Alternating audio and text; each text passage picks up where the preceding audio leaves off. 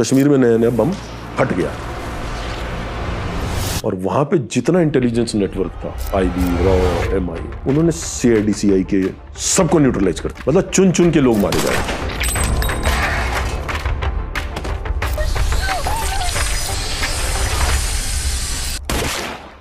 He had literally raped every girl, every woman in that building. एक operation में general JJ ने DO लिखा 29 acres इन one operation. पहले एक एयर मिशन भेजा गया लाइव लेने के लिए, फिर चॉपर्स के साथ घुसे अंदर। अब यार क्या होता ना, आपने इतने लोगों के साथ ऑपरेशंस कर लिए, याद ही नहीं रहते। लिटरली मतलब there was only one choice, break the ambush. I rushed into that. 3 थे वो, और मैं एक फायर करता हुआ ऊपर घुसा हूँ।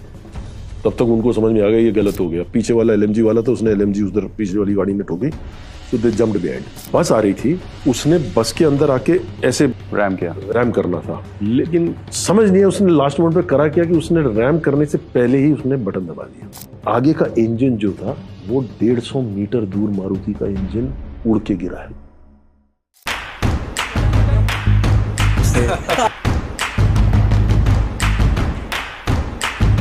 जय Hind everyone, welcome back to our channel Monks and Warriors. And आज के गेस्ट को इंट्रोड्यूस करने के लिए मैं बहुत एक्साइटेड हूँ because he is one of the finest intelligence officers. और उनके ऊपर एक बॉलीवुड की मूवी बन चुकी है अय्यारी। एंड अय्यारी मूवी के अंदर मनोज बाजपेयी या सिद्धार्थ मल्होत्रा किन्होंने उनका किरदार निभाया है, ये तो आपको पॉडकास्ट देखने के बाद ही पता चलेगा। बट येस, उन्होंने एक ग्राउंड लेवल से लेकर के ऑपरेशंस ऑफ नेशनल इम्पॉर्टेंस को अंजाम दिया है। जम्मू एंड कश्मीर को उन्होंने शुरू से वहाँ की इंसर्जेंसी को देखी है। एंड नॉर्थ ईस्ट में आज जो पीस है, उन्होंने उसको कायम रखने में बहुत अहम किरदार निभाया है। इसके अलावा he was so good that he was picked up to raise technical surveillance division, जो एक रॉ जैसे एक यूनिट आर्मी को रेज करने के लिए टास्क दिया गया था। सो उनकी दिलचस्प स्टोरी सुन करके तो I really enjoyed it and our entire team enjoyed it, so I'm sure you're going to love it. So Jai Hind sir, thank you so much sir. Vande Mataram. Sir Vande Mataram sir, thank you so much कि आप इतने short notice पे sir हमें आपने time दे दिया sir. नहीं यार, brothers I know you couldn't have said no. वो दिक्कत है। मैं actually have been avoiding for quite some time a lot of podcasts now, but then since you called up and then I have a little old association with your unit, sir, so I couldn't say no. No, we'll talk about all that, sir. And in fact, अभी तक I'm so excited क्योंकि आपसे मुलाकात नहीं होती, but आपके stories तो sir शायद ही कोई हो जिसने नहीं सुना होगा। So we have grown up listening to your stories, sir, in the forces, of course. And we are so excited, sir. Thank you so much once again. So, sir, शुरुआत में because आपके through, sir, we want to bring out the story of ये जो intelligence core के हमारे इतने passionate officers हैं sir, not just officers, the entire core जो मेहनत करते हैं सर, उनके स्टोरीज भी हम सर अपने व्यूअर्स तक पहुंचाना चाहते हैं। तो मैं रिक्वेस्ट सर शुरू थोड़ा सा इंटेलिजेंस कोर के बारे में आप कुछ बताइए सर, वहां से हम शुरू करते हैं। See, one of the most important aspect in everyday life, ठीक है, leave aside the forces only, human intelligence matters. Okay, because it's a process of the brain, ठीक। so उसको आप एक अब मिलिट्री लेवल पे ले जाओ, and the importance of intelligence we all know has started from the days of Chanakya. Okay, yes. It is written there that how important intelligence is. Gradually a lot of things have been lost out in history. Then the Britishers, because our army basically, हम लोग जो हमारी जो फौज है, हम लोग जो है हम ब्रिटिश फौज हैं, ठीक है, कुछ भी कह लो, अब उसको निकलते निकलते भी हमको 100 साल और लगेगा। तो अंग्रेजों ने इसकी अहमियत इतनी समझी थी उस जमाने में, स्पेशली जब ग्रेट वॉर्स चालू हो गए थे, सेकेंड वर्ल्ड वॉर वगैरह, तो इन्होंने उस टाइम जो कमीशन होते थे अफसर, सेकेंड लेफ्टिनेंट होते थे, लेफ्टिनेंट तो अब कोई 10-15 साल पहले हमारे टाइम से उस समय में सेकेंड लेफ्टिनेंट होते थे। अंग्रेजों ने इसकी इतनी अहमियत समझी कि उस समय जो इंटेलिजेंस कोर ऑप्ट करता था, वो उस समय डबल प्रमोशन लेके एज अ लेफ्टिनेंट कमीशन होता था। ओह, ये पता नहीं था, ये सीरियसली नहीं पता। सीरियसली, ठीक है। सो आप समझिए कितनी अहमियत है उसकी, ठीक है। फिर हमारे फौज के अंदर एक टाइम तक, मतलब जब तक हमारी क्राइसिस नहीं होती ना, सच्ची बताएं, हम लोग वी आर क्राइसिस मैनेजर्स, तब तक वो कहानी बनती नहीं है। तो 71 वॉर तक क्या हो रहा था कि लोग दूसरी रेजिमेंट्स में से कन्वर्ट होकर आते थे, वो ऑप्ट करते थे, एक उनको 2 साल प्रोबेशन पे रखते थे। तो एकेडमी से कोई डायरेक्टली नहीं जाता? 71 तक नहीं था कोई। 71 तक सर। ठीक है। 72-73 में मतलब अगर मैं बोलूं तो जनरल बिक्रम अपने जो चीफ था सर, उस बैच से अगर हम चालू करें, ठीक है, जनरल वीके 71 वाला है, उसके बाद वाले जो हैं उसमें इन्होंने तकरीबन 3-4 साल डायरेक्ट कमीशन ऑफिसर लाए। उनमें से एक retired as a lieutenant general commandant of school, general JDS Rawat. ठीक है। एंड वो मतलब उनमें से वो एक ऐसा आदमी था जो कि एक माउंटेन कोर का कर्नल GS ऑप्स गया, not G1 colonel GS int नहीं, oh as an int officer he went as वो वहां पे कर्नल GS ऑप्स गए। तो ये एक अपने आप में एक वो है। ठीक है। उसके बाद फिर इनको लगा कि शायद अब सिचुएशन बेटर हो गई है, इनको रिक्वायरमेंट नहीं है, तो फिर ठंडा हो गया।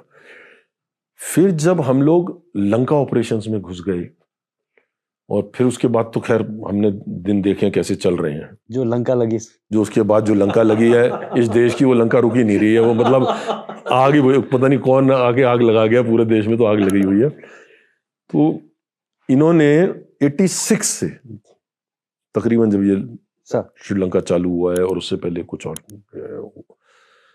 उसके बाद इन्होंने डायरेक्ट चालू किए। तो 86, 87, मैं 88 का हूं। ठीक है। मेरे बाद फिर इन्होंने बंद कर दिया। बट सबसे अच्छी चीज ये हुई कि हम लोग जब आए तो हम लोगों को चैलेंजेस थे जो कि कमियां हमसे पहले वालों में थी, और हमको इस ऑर्गेनाइजेशन के लिए अपना नाम, ऑर्गेनाइजेशन का नाम, फिर वो जो एक 3 शब्द वाला है नाम नमक निशान, ठीक है, उसकी लड़ाई थी। अपना नाम, ऑर्गेनाइजेशन का नमक और अपनी कोर का निशान। ठीक है। और मेरे को लगता है हम लोगों ने बहुत अच्छा किया। हम जितने डायरेक्ट वाले आए थे, लोग हमारे बाद भी आ रहे थे कन्वर्ट होके, पर अब जो है अब डायरेक्ट ही चलते हैं। जो कन्वर्ट होकर आए उन्होंने भी अच्छा किया, पर एक आपकी ऑर्गेनाइजेशन की जो आप हम कहते हैं कि वो मेरी माँ, मेरा बाप यही है, तो हमारे लिए तो वो यही था। इनफैक्ट एक दिन मैं बारामूला में था, तो एक OC पायनियर होता था, लेफ्टिनेंट कर्नल टाइम स्केल, तो 65 GR के साथ हम थे, कोई डिनर चल रहा था, उसने आके कोई ऐसी कमेंट मार दिया कि तुम तो इंटेलिजेंस वाले। उसी टाइम ग्लास अंदर पानी और पूरा कड़च कड़च कड़च कड़च कड़च कड़च, हमने ग्लास खा दिया। ये भी बिना ट्रेनिंग से? ये भी बिना ट्रेनिंग। वो 65 GR वाला दौड़ता हुआ आया। ठीक है। उसने बोला यार तेरे को जिसको बोलना है बोल, इसको मत बोल। ठीक है। बड़ी मुश्किल से कोई मिला ढंग का। फिर ऐसे ही एक दिन मैं किसी के घर गया, तो उसने बुलाया हुआ था, अब वो कन्वर्ट होकर आया था। ठीक है। ग्लास तो नहीं छुपा रहे थे सर? नहीं। तो उसने जो सर्व करनी चालू की विस्की, उसने अपनी पुरानी रेजिमेंट वाले ग्लासेस के क्रस्टों के साथ चालू करी, और उसने कुछ बात कह दी, मैं उसके 3 ग्लास खा गया। वो बोला यार तू ये कर क्या रहा, तू मेरी बेइज्जती कर रहा। मैं कहा सर जब तक आप इन गिलासों में पिलाते रहोगे मैं ये गिलास खाता रहूंगा, अभी आप इंटेलिजेंस में आ गए हो, अब आप अपनी बात करो। ये पीछे मत देखो आप क्या थे, कौन थे। No, this is great sir. लोग अभी तक पैराशूट रेजिमेंट के साथ ही एसोसिएट करते थे कि ये होते हैं जो ये ग्लास। तो मेरा तो बैकग्राउंड है ना पैराशूट रेजिमेंट का यार। मेरे घर से कितने हैं, 3-4 मेरे से पैराशूट। इनफैक्ट मेरा जब हमने कमीशन हो रहा था तो मेरे मौसा थे जनरल शिव के शर्मा, 1SF 6 पैरा कमांड के हुए, बाद में पैरा ब्रिगेड कमांडर रहे। फिर जब आपका सैचिन चालू हुआ तो 3 डिव GOC वही थे जिसके नीचे ये चालू हुआ सारा। ठीक है। तो वो मेरे को बोलते रहे, एक शादी के अंदर आए हुए थे अकेडमी से हम छुट्टी, कि यार कोई तो पैरा ऑप्ट कर लो। और हम उस टाइम पे 5 फर्स्ट कजन एक साथ ट्रेनिंग कर रहे थे एकेडमी में। IMMA sir? 5 of us। ठीक है। उन्होंने सबको बोला लगा क्या करके यार कोई। सर आपने क्यों पैरा ऑप्ट नहीं की सर? एंड सर मैं कहूंगा कि ऐसा क्या हुआ कि आपने इंट ऑप्ट करी सर? यार मैं सच्ची बताऊं, आप हंसोगे यार। हम तो ऐसे ही हंसते रहते। मैं ना बहुत छोटा था, एक बार स्कूल से हम लोग कहीं देहरादून आए थे एक ट्रिप पे, तो यहाँ पे देहरादून में एक रेलवे का इंस्टीट्यूट होता था। कुछ चीजें ना आपको जिंदगी में इम्पैक्ट छोड़ जाती हैं। yes. उस टाइम पे इंस्टीट्यूट में एक पिक्चर दिखाई उन्होंने, उस पिक्चर का नाम था आंखें।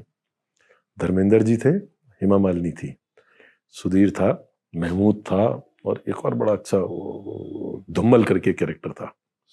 वो basically it was that spy kind of a thing. शायद कहीं मेरे वो दिमाग में वो बैठी रही चीज कि ये एक, मतलब मैंने अपने, जो आपने सवाल पूछा है, कई बार वो सवाल मैंने अपने आप से भी पूछा है।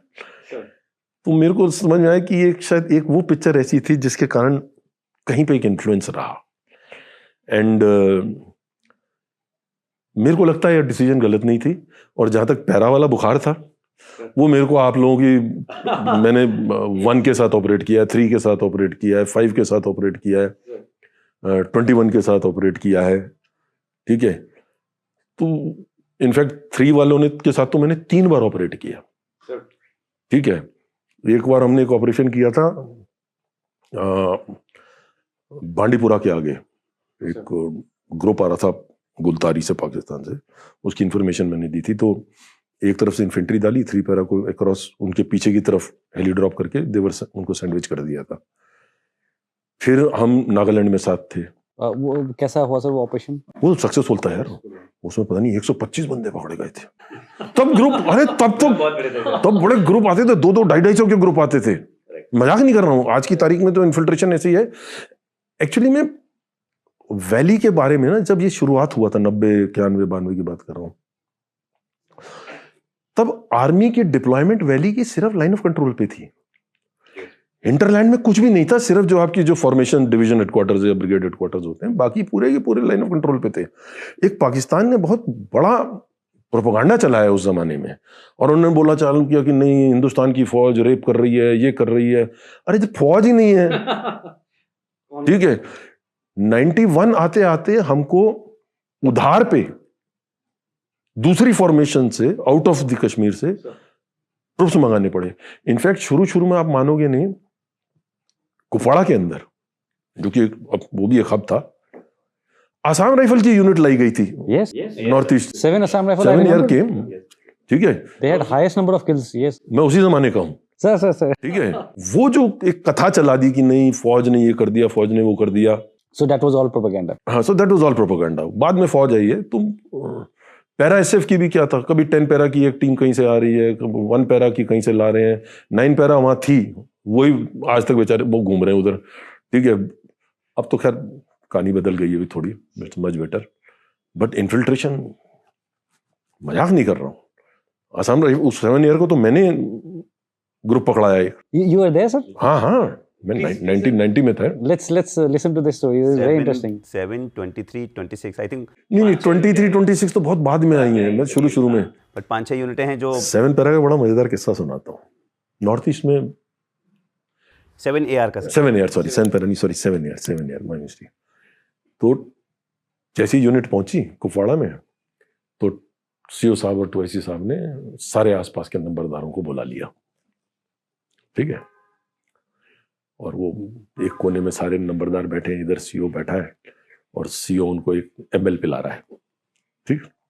Moral lecture चल रहा है। उधर कोने में 5-10 कुत्ते पकड़ के, अब वो नागा हैं, मीजो हैं, और तो सब खाते हैं। उन्होंने the killing is gruesome, okay. कुत्ते मारे, उनको छील छाल के, उनके टुकड़े काट के बकरियों की तरह, और वहां पे वो लंगर में, सामने ओपन लंगर, वहां पे बकरा, मुर्गा, क्या कहते हैं, कुत्ता पक रहा है। अच्छा, यहाँ चल रहा है। अब वो बेचारे ना नंबरदार यूं करके देख रहे हैं यार कि कहाँ फंस गई, ये कौन सी फौज आई है। खाना तब तक चल रहा है जब तक कुत्ते पक गए, मीट पक गया पूरा का पूरा। फिर वो मीट लाया गया, सीओ साहब को टेस्टिंग के लिए लाया गया। सीओ साहब ने बोला, अरे नहीं, ये सारे अपने मेहमान हैं, इनको दिखाओ पहले।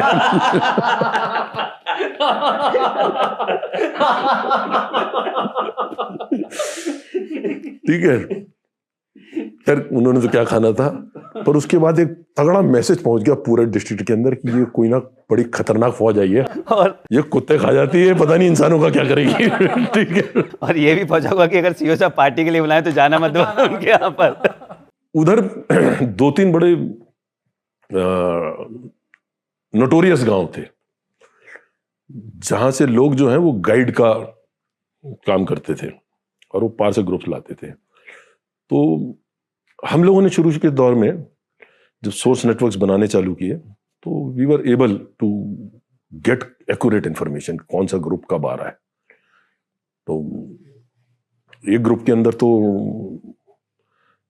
आई थिंक 2 कीर्ति चक्र मिल गए और पता नहीं क्या क्या हो गया, इतना बड़ा group. 7 years. 7 years. Yes, yes. ठीक है, उसके बाद एक ग्रुप और था, उसको तो लिटरली तुम ये समझ लो कि मैं ही गाइड करके ला रहा था।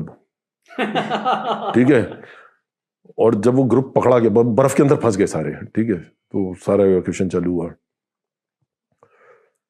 जब कुपवाड़ा में उनको लेकर आए, जीओसी तब 28 डिव नहीं थी, तब total valley was like dagger division. तो लिटरली ग्रुप में से 3 बंदे बोल रहे थे कि मतलब मेरे को देख देख के यार, मैं गाइड्स के साथ मेरा I wanted to ask you, sir, ये थोड़ा सा इलेबोरेट करके सर, आपने कैसे मतलब गाइड्स को टैप किया हम लोगों ने, जो रेगुलर जो लेकर के आते थे एज ए बिजनेस, हाँ, क्रॉस कराते थे सर उसको उस टाइम उनको कहते थे ट्रैक, तो ट्रैक्स लेकर आते थे, that was actually the word used. Sir जैसे ही वो अंदर घुसे उसके थोड़ी देर के बाद दे हैंड यू ओवर। नहीं, I joined them with the guide. आपका क्या बैकअप स्टोरी था सर? मतलब you are a local? I was a local Gujjar, ठीक है, पंजाबी हमारी जो थी वो डोगरी गोजरी वाली जो है सर, वो हमारी पाकिस्तान में पटवारी भाषा है, वो मिलती है, अच्छा, ठीक है। और आप अकेले? मेरे साथ एक लड़का और था, एक लड़के? हम 2 जने, मतलब वो ग्रुप क्रॉस करा के लाया, उधर से गाइड ने बोला कि यहाँ से नया गाइड है, इसको फॉलो करेंगे, जो नॉर्मल उनका ड्रिल होता है, हाँ। बट ये आगे वाला आपको हैंड ओवर कर दिया? नहीं, हैंड ओवर नहीं, साथ में वो भी चल रहा है, अच्छा। लेकिन आगे ये गाइड करेगा कि रास्ता लेटेस्ट क्लियर, रास्ता क्लियर है कि नहीं है। उसमें भी कितने थे शायद, तो एंड जब ये पकड़े गए या जब फाइट हुआ तब आप लोग, हमको तो, हमारे को मालूम था ना किस रूट से लाना है, एम्बुश लगा हुआ था, तो that is still not easy sir. आपने एम्बुश में भी वॉक करना इज नॉट इजी सर। नहीं, हम साइड निकल लिए, साइड निकल लिए, हमको मालूम था फौज का एक स्टैंडर्ड लैंडमार्क होता है काला पत्थर। लोन ट्री, काला पत्थर। वो स्टेज में आने के लिए, हाँ, इट्स नॉट इजी सर, किसी का भरोसा जीत करके उस लेवल तक सर इन्फिल्ट्रेट करके, मोस्ट इम्पोर्टेंटली वो सबकी भाषा जानता है सर। वो सबकी भाषा जानता है। सर ये इस पे डिटेल में आगे फिर आएंगे। मैं चाहूँगा कि एक बार हम शुरू से करते हैं सर, कि आप जब कमीशन हुए सर इंटकोर में, तो सबसे पहले आई हर्ड कि आप अरुणाचल गए सर। इंटेलिजेंस में जब आप कमीशन होते हो, पहले इंटेलिजेंस को सर्विसेज में गिना जाता था, फिर काफी स्टेज के बाद अब हमको जो है सपोर्ट आर्म और फाइटिंग आर्म में गिना जा रहा है, बिकॉज सडनली इंसर्जेंसी के अंदर इन लोगों को समझ में आई कि हर जगह तो मतलब आप ये देखे चलो कि मेरी इंफॉर्मेशन है, जो सोर्स है वो मेरा है, सबसे आगे मैं और सोर्स चल रहे हैं, सेना पीछे है। तो लोगों को ये समझ में आया कि ये उतने ही ऑपरेशनल हैं जितने की कोई और आर्म इन्फेंट्री यूनिट है। तो हमको फिर उसके बाद पहले सपोर्ट आर्म में लाए, फिर आर्म में लाए। अब हमारे ऑफिसर्स जो हैं वो ब्रिगेड्स के अंदर, आरआर सेक्टर्स के अंदर डिप्टी कमांडर्स जा रहे हैं। उनको अभी उनकी एक ऑफ रिपोर्ट भी बनती है, मतलब एज एक तो स्टाफ रिपोर्ट बनती है, ठीक है, इनकी ऑफ रिपोर्ट बनती है। सो आज की तारीख में अगर बंदा अच्छा है तो मेजर भी ऑपरेशंस बन सकता है या वो इन्फेंट्री ब्रिगेड कमांड कर सकता है। ओह, दैट्स वेरी नाइस सर। ठीक है, तो हम लोगों को उस समय में, क्योंकि हम सर्विसेज थे, तो हमको इन्फेंट्री अटैचमेंट के साथ भेजते थे, वो आज भी भेजते हैं। उसका एक कारण, मुख्य कारण ये भी है कि जो नया अफसर आया है उसने पूरी जिंदगी इन्फेंट्री के साथ ही ऑपरेट करना है।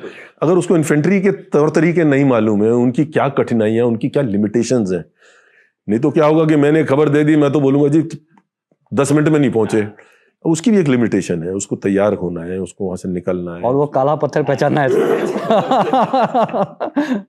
तो वो सारी जो चीजें होती हैं उसके लिए जरूरी है। तो मैंने अरुणाचल में, जहाँ पे 1962 का वॉर बैटल हुआ था, बैटल ऑफ नामकचू, तो मेरी यूनिट वहाँ थी, तो मैंने वहाँ अटैचमेंट की थी। एंड हमसे पहले एक यूनिट आई थी जो थोड़ा टाइम रही, क्योंकि ये अगर आपको याद हो तो वो सोमदुरोंगचू वैली वाला कांड हो गया था, जिसके अंदर चाइनीज ने इंग्रेस कर लिया था। देन पूरी की पूरी फौजें हमारी मूव की, तो उसके अंदर हम लोग भी मूव किए। एंड हमारी जो थी वो तकरीबन 3,500 मीटर से, मतलब तकरीबन 10,000 मीटर से हम 15,000 मीटर तक डिप्लॉयड थे। और सबसे अचंभे की चीज ये थी कि जब हम वहां पहुंचे तो हमको 62 के बैटल के जवानों की स्केलेटन्स भी मिली, वहीं सर बंकर्स में और बंकर्स के अंदर, ट्रेंचेस में। जैसे 9 पंजाब की जो लोकेशन थी, उनकी मतलब जो भी चाइनीज कमांडर रहा होगा उसने उनकी लाशों को दफना दिया था। कई एक्सपोज पड़े हुए थे, ठीक है। फिर कई जगह हम लोग जैसे पेट्रोलिंग के लिए टुवर्ड्स ट्राई जंक्शन की तरफ निकले। Which year was this, sir? This is 89। 86 में वो हुआ था, 87 के अंदर डिप्लॉयमेंट ही चालू हुई थी, 88 में मेरी यूनिट पहुंच चुकी थी। सर तो पहले तो जब डिप्लॉयमेंट हुई तो आप अपने आप को बैठा ही रहे हो, यस, आपको पूरा डिप्लॉयमेंट करना है, नए बंकर बनाने हैं, नए हेडक्वार्टर बनाने हैं।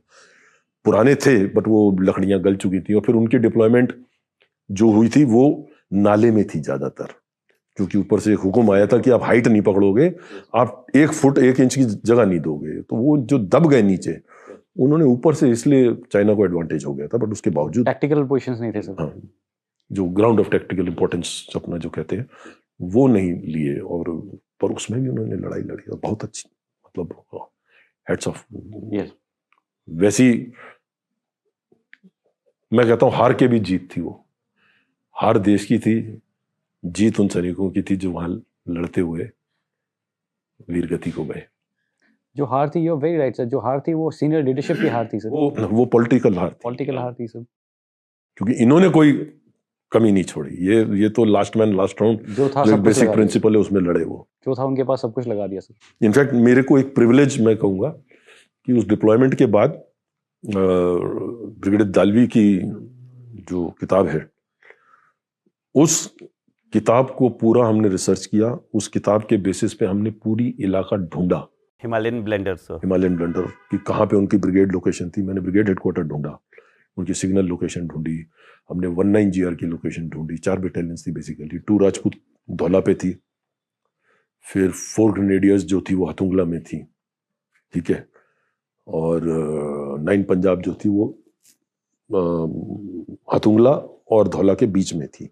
लॉग ब्रिज होते थे 3-4 करके। इनफैक्ट मेरे को एक हेलमेट मिली थी एक बंकर में स्कल के साथ, जिसके अंदर वो बंदा जब मरा होगा तो उसको गोली मारी है तो यहाँ से गोली गई है, और हेलमेट वो पुरानी गोल वाली होती थी और यहाँ से फाड़ के निकली थी। तो मैंने अपने हथुंगला के व्यू पॉइंट पे वो हेलमेट लगा के रखी थी और उस पर लिखा था वी शैल एवेंज।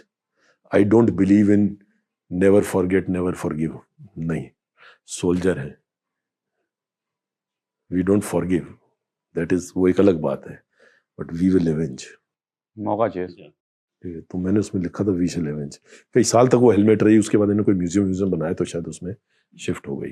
बट वो था समय, हम लेदर के DMS बूट्स थे, वो जो पुरानी ऊन वाली खाकी सी जुराब होती थी, एक्चुअली जूते में निकालते थे तो उसके अंदर स्केलेटन के टुकड़े होते थे। और हेलमेट्स के तो, और उसके वाटर बॉटल्स की वो पुरानी पतली वाली लंबी एनेमल वाली होती थी, वो तो ऐसे माउंड्स एंड माउंड्स खड़े होकर इतने थे। अनफॉर्चुनेट दैट इतने साल कोई गया नहीं देखने, इस बात का भी गम है। जो हमें सर मिले सर, उनको लास्ट राइट्स कुछ वहीं करी। आप ये देखो कि हमको अपनी लोकेशन में जाने के लिए 4 दिन पैदल लगते थे, और आप सिर्फ उतना ही ले जा मतलब जैसे पहली बार गए तो मेरे को तवांग में ही बोल दिया गया था कि आज जो ले जा रहा है बस वो ही है, तेरे को जो अपने अगले 1 साल के लिए ले जाना है तू पीठ पे डाल ले। इसके अंदर वो रुई वाला स्लीपिंग बैग, अच्छा एक तो मैं लंबा, रूई वाला स्लीपिंग बैग, हाँ, एक तो मैं लंबा, मतलब मैं 6 फीट 3 इंच तो वो 6 फीट 5 इंच का स्लीपिंग बैग, तुम सोचो उसका वेट कितना होगा। बहुत भारी होता था, ठीक है। फिर उसके साथ एक वो नीचे मैट मिलता था गोल लगाने के लिए, वो अपने आप में वो 4-5 किलो का था। फिर आपकी कार्बाइन, ठीक है, और 1 साल का पर्सनल, जिसके अंदर आपकी 3 कम से कम यूनिफॉर्म्स होंगी, वो भी गर्म वाली। फिर एक आप गर्मियों के लिए 1-2 जोड़ी वो भी रखोगे। अच्छा, हेलीकॉप्टर बिल्कुल अलाउड नहीं था। हमारे एक ब्रिगेड कमांडर साहब थे भूप सिंह मलिक 5 GR के, उसने तो साफ हुक्म दे रखा था कि किसी को देख लिया मैंने खच्चर पे भी तो वो वापस पैदल जाएगा 4 दिन और फिर 4 दिन वहां पे रिपोर्ट करके वापस आएगा। उसने वहां एक कमांडो, सभी को कमांडो बना रखा था। Everything on your back for on your back 4 days walk, ठीक है। अब आप इस कंडीशन के अंदर आप सोचो कि आपको इतनी स्केलेटन्स मिल रही हैं, आप कहाँ उन स्केलेटन्स को उठा के उनको आप वो करो, तो हम उधर ही जो होता था वहीं, know that is best sir. आप और वहीं पे हमने जो नामकाचू थी, जिसकी उस पे लड़े वो, तो इसके बाद सर आप ये टेन्योर करके JNK आए। ये टेन्योर करके एक्चुअली मैं बड़ा शॉर्ट टेन्योर के लिए मैं असम पहुंचा था। मेरी यूनिट जो थी वो 2 माउंटेन डिव की यूनिट, और कश्मीर में नया नया बम फट गया था, और वहां पे जितना इंटेलिजेंस नेटवर्क था, IB, रॉ, MI, उन्होंने CID के सबको न्यूट्रलाइज कर दिया। मतलब चुन चुन के लोग मारे जा रहे थे कश्मीर में सर। कश्मीर के अंदर, टोटल इंटेलिजेंस नेटवर्क। एंड ये सर किस साल की बात है? ये 1990। ये कैसे हुआ था सर? देखो 87 में ना इलेक्शंस हुए थे, उसके बाद माहौल खराब होना चालू हुआ। I will tell you something, जितना उस समय JNK पुलिस ने काम किया है आज, मतलब उन हालातों में उससे बेहतर कोई नहीं कर सकता था। और ये कहने की बात है, मैं आज भी ट्विटर के ऊपर एक भी JNK पुलिस का आदमी वीरगति को जाता है तो मैं उसके लिए बहुत अच्छा लिखता हूं। ये शायद एक अकेली ऐसी फोर्स है पुलिस की जिसने इस लड़ाई में 1700-1800 लोग बलिदान दिए हैं। और कहीं पे भी पुलिस के अंदर, ठीक है, लोग जो भी बोले नहीं जी पुलिस खराब हो गई, पुलिस ने ये नहीं किया, मैं जानता हूं उन हालातों में कि जो पुलिस ने उन दिनों जो काम किया है। सही बोल रहे sir, that police is fighting insurgency कब से लड़ रही है, काफी एक्टिव है सर, काफी एक्टिव है। एक SHO होता था, ठीक है, कोठीबाग, उसका नाम बता दो, सईदुल्लाह, वेरी एक्टिव SHO। उसको किडनैप करके ले गए, उसके टुकड़े काटे। उन दिनों पॉलीथीन नहीं कहते थे, उन दिनों एक शब्द होता था मोमजामा। मोमजामे में उसकी लाश के टुकड़े काट के और दफ्तर के बाहर छोड़ के गए। हम और आप जाते हैं, 2 साल टेन्योर किया, मेरे जैसे को 4-4 साल मिल जाता है एक ही साथ में, वापस आ जाते हैं। हम प्रोटेक्टिव एनवायरनमेंट में हैं, उसकी बीवी, बच्चा, माँ, बाप सब वहां है, ठीक है। मैं एक्चुअली आपके व्यूअर्स को इस पॉडकास्ट के थ्रू ये बताना चाहता हूं कि जितनी टफ कंडीशंस उनकी है, हम लोगों के लॉजिस्टिक्स बहुत अच्छे हैं, हमारा एक लेड आउट सिस्टम है, लोग ठीक है यार, हमारी एक इज्जत है और रहनी चाहिए, लेकिन उसकी इज्जत, उसकी आप देखो ना सिचुएशन, उसके बच्चे ने स्कूल भी जाना है, कोई उठा के ले गया तो उसकी बीवी ने बाजार जाके सब्जी लानी है घर पर खाना बनाने के लिए, शाम को वो अपने वहां से आके अपने घर आएगा, रात को सो नहीं सकता, मतलब वो एक्चुअली में एक आंख की जो नींद होती है वो कर रहा है। रिश्तेदार बात नहीं करते हैं सर? हाँ, उन्हीं हालातों में IB वाले थे। अगर आपको याद हो, हमारे वो जो एयरफोर्स वाले मारे गए थे, स्क्वाड्रन लीडर और वो सारे शुरू में एयरफील्ड, ओल्ड एयरफील्ड से निकले थे, बाहर रोड के ऊपर खड़े थे, और ये यासीन मलिक और 2 भाई होते थे, शौकत बख्शी, शकील बख्शी, मेरे नाम जैसे ही, ठीक है। तो उन्होंने आके इनको भून दिया था। अब आप ये पूछे कि वो वहां क्या कर रहे थे, तब तक एक बिलीफ थी कि कुछ फौज के साथ होगा नहीं, और बहुत सारे लोग सिविल हायर्ड एकोमोडेशन लेके बाहर सिविल में रह रहे थे। ये वो 4 वो थे जो सिविल में रह रहे थे। वो सुबह अपने घर आते थे, बस से उधर उतरते थे, वहां से फौज की गाड़ी उनको अंदर ले जाती थी एयरपोर्ट में, एयरफील्ड में शाम को करके चले जाते थे। तो कहीं ना कहीं तो सबको पता था कौन कौन है। उन हालातों में फिर अचानक एक रिक्वायरमेंट आई कि टोटली नई एक इंटेलिजेंस की यूनिट लाई जाए, जो कि काउंटर टेररिज्म या काउंटर इंसर्जेंसी में, एक्चुअली टेररिज्म शब्द भी अभी ये 9/11 के बाद ही यूज हुआ है, उससे पहले तो हम पाकिस्तान को पाकिस्तान बोल के राजी नहीं थे, एक पड़ोसी मुल्क। इनको लगा कि शायद ठीक है, मिलिटेंट को एक्चुअली जो वर्ड यूज करते हैं militant, it is a very noble word, जब नोबल, ठीक है, तब बड़ी मुश्किल से हमारे को ऊपर से हुक्म आया, बोला नहीं इनको मिलिटेंट मत बोलो, इनको इंसर्जेंट भी नहीं बोल रहे थे, इनको सेपरेटिस्ट नहीं बोल रहे थे, बोल रहे इनको एंटी नेशनल एलिमेंट बोला जाए। कई सारे प्रेजेंटेशन, मतलब पॉलिटिकली करेक्ट रहो। आप देख रहे हो हालात क्या हो रहे हैं, लेकिन गवर्नमेंट और सिस्टम अपने आप को इंटरनेशनल उसमें पॉलिटिकली करेक्ट रखना चाहती थी। फिर हम लोगों को उठा के लाया गया, मतलब रातों रात हमको हुक्म मिला कि आपकी फ्लाइट वहां से आसाम से सर। असम से। So this was again a new unit जिसको बनाया गया था सर? नहीं, पुरानी यूनिट को लाए, जो आपकी असम वाली यूनिट थी पूरी यूनिट उसी को पूरा लॉक स्टॉक बैरल, ठीक है। ऑफिसर्स को बाय एयरफोर्स फ्लाइट्स मूव कर दिया था, बाकी जीपे वीपे जवान जुवान धीरे धीरे आए, देन रीडिप्लॉय किया। अब कश्मीर तो इतना बड़ा था, 5 अफसरों को कहाँ रीडिप्लॉय करोगे। तो जो समझ में आया, वो साउथ कश्मीर तो कोई छू ही नहीं रहा था उन दिनों। साउथ कश्मीर सबसे भयानक था, और साउथ कश्मीर को कोई नहीं, साउथ कश्मीर के ये हालात थे। अनफॉर्चुनेटली ना, हमको लगता था यार कि ये चीजें नहीं रखनी चाहिए। लोग जैसे कोई खाली खोखा ही ले आता गलती से ना, कि मैं संभाल के एक सोवेनियर। हमारे पास वीडियो टेप्स थे। अनंतनाग में एक जगह हाई ग्राउंड, उधर यार 14 अगस्त की परेड होती थी, और कई 150-200 मिलिटेंट, बकायदा वीडियो बन रहा है और पूरी दुनिया बैठी तालियां बजा रही है। ये हालात थे, राष्ट्रीय सैल्यूट दे रहे हैं, ठीक है, ये हालात थे। अब उन हालातों में हमको लाए तो 5 अफसर, 5 अफसर, एक सीओ क्या ओसी, वो श्रीनगर में बैठा है, बाकी हमको भेज दिया कि तू उरी चले जा, तू कुपवाड़ा चले जा, तू बारामूला चले जा, ठीक है। 3 आगे डिप्लॉय हो गए। ओसी ने एक अपने साथ रख लिया कि मैं अगर जाऊंगा तो हेडक्वार्टर में कोई और होना चाहिए। तो 3 जने हम लफंटर घूम रहे थे। तो हजारों की भीड़ निकलती थी। वो जमाना था, फौज नहीं थी, 8 माउंटेन ड्यू को मूव कर रहे थे तब, ठीक है। और शहरों के अंदर हजारों की भीड़ निकलती थी। पाकिस्तान से रिश्ता क्या, ला इलाहा इल्लल्लाह। और हमारे पास इनपुट क्या था, कुछ नहीं। तो हम लोगों ने भी दाढ़ियां उगा ली, फिर पहन लिए। शुरू में तो वही कार्बाइन। आप लोग आर्मी कैंट के अंदर रहते थे? कैंट के अंदर ही रहते थे नेचुरली, उन दोनों हालात नहीं थे पर हम धीरे से स्नीक आउट कर जाते थे।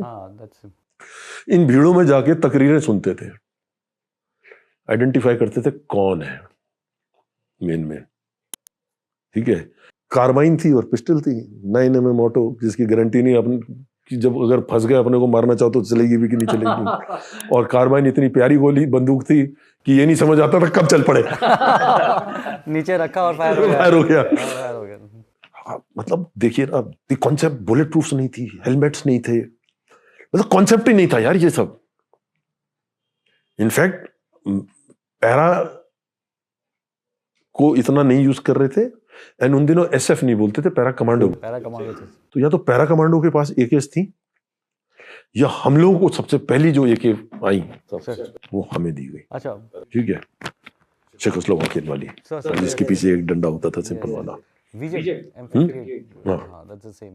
वो हमको पहली मिली थी। ठीक है, हमारी यूनिट में 6 आई थी हमारे लिए। वो लेके फिर हम बाहर घूमते थे, कम से कम नाल से तो बाहर दिखे कि ये मिलिटेंट है। और डर ये लगता था कि वो सीआरपीएफ वाला ना गोली मार दे। डिप्लॉयमेंट सीआरपीएफ की थी ज्यादातर। तो दी डेज तब हमने सोर्स नेटवर्क्स बनाए, लोगों के साथ बैठे। फॉर्चुनेटली 1-2 जेसीओस थे जो अच्छे थे, जिन्होंने गाइडेंस ठीक दी।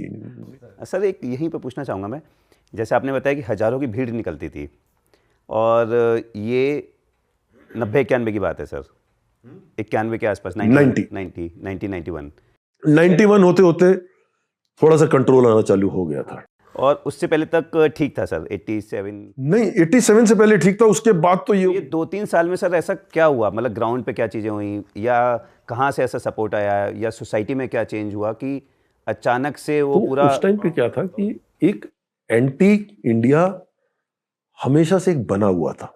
मतलब आप देखो, ऑफ गिब्राल्टर हुआ 1965 में, जिसके अंदर पाकिस्तानी आर्मी ऑफिसर्स कश्मीर के अंदर घुसे। इनफैक्ट परवेज मुशर्रफ वाज नहीं, ही वाज अ लेफ्टिनेंट, बट वो शायद अंदर नहीं घुसा था। सर जितना मैंने पढ़ा था एसएसजी का he was a lieutenant, Pervez Musharraf, and ये उसके पास माइंड में था कि ये मैंने दोबारा करवाना है करके। Possible, I am not aware about this, but मेरे को ये मालूम है कि एक तनमर्ग में एक ऑफिसर की बॉडी दफन है, I have seen that grave. एक गुलमर्ग में है, एक शेरी नरवाहा बेल्ट पड़ती है, जैसे ही आप बारामूला से उरी की तरफ जाते हो तो एक लेफ्ट को लरी डोरा को रास्ता जाता है, वो भी मैंने कब्र देखी है, ठीक है। उस समय कश्मीरियों ने पकड़वाया था इन्हें। yes, बिल्कुल, that is why that operation failed. Exactly, That is why Operation ठीक है। Gibraltar failed. 71 तक भी ऐसी कोई इशू नहीं थी।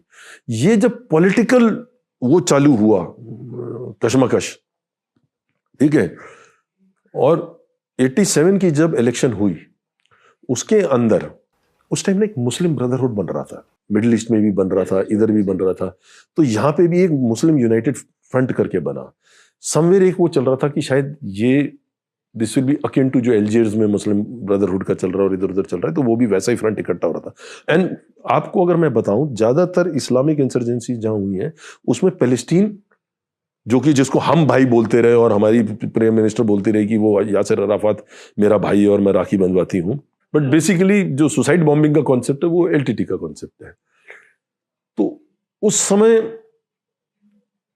एनसी और कांग्रेस इन दोनों ने मिलके इलेक्शन लड़ी और इधर एमयूएफ ने लड़ी, और सारे कश्मीर को एक यकीन हो गया था कि ये इलेक्शन जो है ये रिगुड़ी हुई है। यहां तक बोलते थे कि मतलब इलेक्शन बूथ के बाहर टीवी पड़े थे, रेडियो पड़े थे कि आप उठाओ और वोट लेते के चल जाओ। अब वो कितना सच है कितना नहीं, उस इलेक्शन के टाइम मैं था नहीं, हम तो ट्रेनिंग में थे, ट्रेनिंग में भी नहीं थे, कॉलेज में थे, उसके बाद तो हम ट्रेनिंग में आए। वो एक नाराजगी बन गई और पाकिस्तान उस चीज का इंतजार कर रहा था और उसने उसका फायदा ले लिया। 88-89 तक लोग 20,000 आदमी ट्रेनिंग करके आ गया पाकिस्तान से। 2 साल में सर, 2 साल के अंदर 20,000 आदमी ट्रेनिंग करके आया, ये रिकॉर्डेड है। भीड़ की भीड़ चल रही थी, लोग पार जाते थे, लोग पार से आते थे, नाले थे, हम लोग सारे के सारे जो फौज थे वो जीटीआई पकड़ के बैठे हुए थे, ठीक है।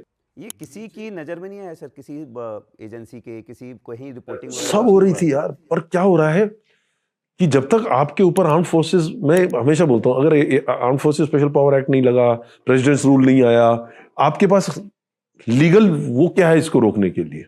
पुलिस ने भी कुछ नहीं किया सर। पुलिस ने जो आते थे उनको पकड़ पकड़ के अंदर डाल रहे थे। पुलिस अपना काम कर रही थी, पर कितना कर लेती, हथियार इतना आ गया अंदर। आप ये देखो ना कि 250 के ग्रुप आ रहे हैं, 150 के ग्रुप आ रहे हैं, खच्चरों पे हथियार आ रहे हैं, ठीक है। और आपने भी ऑपरेट किया, जो नाले होते हैं पहाड़ी, उसकी रात को आवाज इतनी होती है कि अनलेस कोई आदमी लोहे का बर्तन टन टन टन करके मारे, तब तक तो किसी को पता भी ना चले कि नीचे से ग्रुप निकल गया। इतना बुरा हाल था। जब इतना हथियार आ गया और इनकी इतनी बढ़ गए इनके हौसले, उन दिनों सबसे बड़ा जो अफसर होता था कश्मीर में वो होता था डीआईजी, डीजीपी होता था, एक आईजी होता था शायद, और डीआईजी रेंज कश्मीर होता था और डीआईजी रेंज जम्मू होता था। एक डीआईजी वताली होते थे, उनके घर के ऊपर इन्होंने अटैक कर दिया, ठीक है।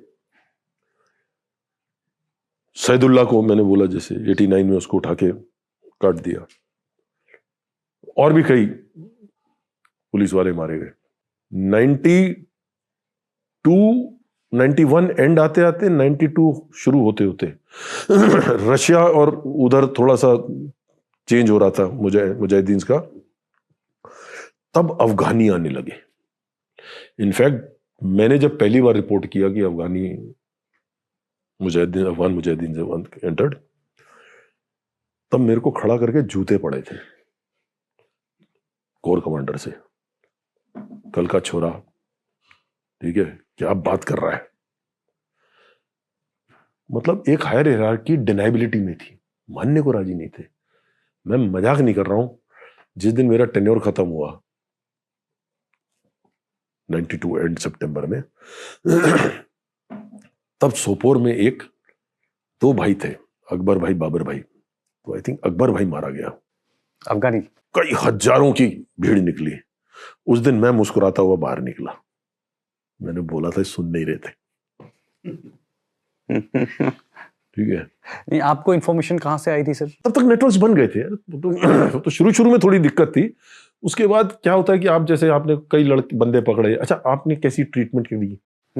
मैंने उन हालातों में भी बहुत दोस्त बनाए। इनका गेम है ही सर दोस्ती से। एक्चुअली बहुत दोस्त बनाए, आज तक टच में हूं। फिर एक कॉन्सेप्ट आया इखवान का। इखवान ऑफिशियली इन्होंने 95-94 में चालू किया था। हमने 1990 के अंदर ही बंदे खड़े कर दिए थे, ऑफिशियली नाम नहीं दिया था, एक्स टेररिस्ट से।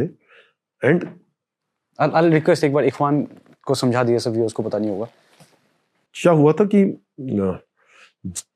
कई लोग ऐसे थे जिनको मिलिटेंसी में इंटरेस्ट नहीं था, but they were forced to join, क्योंकि एक हुक्म हो गया था कि हर घर से एक बच्चा दोगे, नहीं दोगे तो तुमको मार देंगे। तो कई लोगों ने उस में भी दिया। कई फौजी जो रिटायर हो गए थे, सिपाही, उनके ऊपर बहुत प्रेशर्स थे कि प्रूव करो अपने आप को कि तुम they needed trainers, Indian army के साथ नहीं हो, इंडिया गवर्नमेंट के साथ नहीं हो, तुम हमारे साथ हो। वो भी ज्वाइन कर गए। तो हमने कई ऐसे लोग टैप कर लिए थे एंड वो लोग हमारे बिहाफ पे लड़ने को राजी थे। 94-95 आते आते फिर एक दो कुक्का परे वगैरह थोड़े बड़े, बिकॉज जो चीज एक रोल होती है उसको बढ़ते, एक बर्फ का गोला होता है ना, जब ऊपर से रोल करता है वो नीचे आते आते बड़ा हो जाता है। तो इंटेलिजेंस का भी वैसे ही है, हम लोगों की भी डिप्लॉयमेंट, जो हमने छोटा सा चालू किया उसको जाते जाते तक एक लेवल पे लाए, उसके बाद वो बड़ा हो गया। अगेन कई हजार मिलिटेंट्स जो थे या टेररिस्ट जो थे, वो हथियार के साथ आपके साथ मिल गए। और वो उन्होंने, क्योंकि उनको समझ में आ गई थी कि ये जो वायलेंट तबका है ये कश्मीर में पीस नहीं आने देगा, तो उनकी एक वो पर्सनल लड़ाई चालू हो गई उनके साथ। और बिकॉज कश्मीर तो उनका है, कश्मीर उनका है, उन्होंने वो लड़ाई वहां लड़ी। और जो नॉर्मल जो इस्लामिक जो हार्डकोर टेररिस्ट थे उनको उन्होंने ठोकना चालू किया। उसके बाद एक स्टेज के बाद फिर यह है कि अब इनका करना क्या है। तो गवर्नमेंट ने और आर्मी ने, और नेचुरली आर्मी की रिकमेंडेशन पर, बहुत अच्छी रिकमेंडेशन थी ये, इन्होंने जिनके खिलाफ कोई मेजर मुकदमा नहीं था 302 का या 300 ऐसा, उन सबको आर्मी में, टेरिटोरियल आर्मी में ले लिया और एक नई कॉन्सेप्ट बनाया, territorial army home and earth. ठीक है, वो होम एंड अर्थ का कॉन्सेप्ट इन्होंने फिर नॉर्थ ईस्ट में भी चलाया है, फिर इन्होंने जम्मू साइड में भी चलाया। तो हमेशा से एक बात रहती थी कि जब टेररिस्ट सरेंडर करता है तो उसकी रीसेटलमेंट कैसे होगी। तो ये बहुत अच्छी रीसेटलमेंट थी और एक बड़ी ऑनरेबल रीसेटलमेंट थी। ठीक है, जो इनके कमांडर्स थे उनको इन्होंने जेसीओ लेवल पे लिया, सूबेदार लेवल पे, नायब सूबेदार लेवल पे, जो इनके मतलब इनके भी एक रैंक स्ट्रक्चर है, सीनियरिटी जूनियरिटी, उस हिसाब से लिए गए। एंड मैं जब दूसरा टेन्योर कश्मीर का कर रहा था तब तक मैंने देखा कि इनकी जो वो है, क्या कहते हैं, कंट्रीब्यूशन बहुत ऑपरेशंस किए इन्होंने। इनफैक्ट यहां तक हो गया था कि हर आरआर रेजिमेंट की एक कंपनी के साथ दो इनको दे रखे थे। सर कोई आपका तगड़ा ऑपरेशन बताइए सर इखवान के साथ। कई बार क्या होता है कि अभी तो टेक्नोलॉजी बहुत आ गई है। यस, उन दिनों जैसे इनको हम भेजते थे स्पेसिफिक कि कहाँ पे मिलिटेंट घूम रहे हैं, तो हम इनके साथ, हमारे पास तब मोबाइल्स आ गए थे जो गार्मिन के थे। It was something very, you're talking about 90s sir, उस समय? I'm talking about 2000s, 2005, 4-5. So this is your second tenure? Second tenure, क्योंकि पहले टेन्योर में तो मैंने इनको उठाया ही था, इनके साथ हमारे ऑपरेशंस थे, वो मैं अलग से बता दूंगा। तो इन्होंने जाना, वो हर 5 मिनट के बाद वो मोबाइल जो है वो अपने आप लैटलॉन्ग भेज देता था SMS से।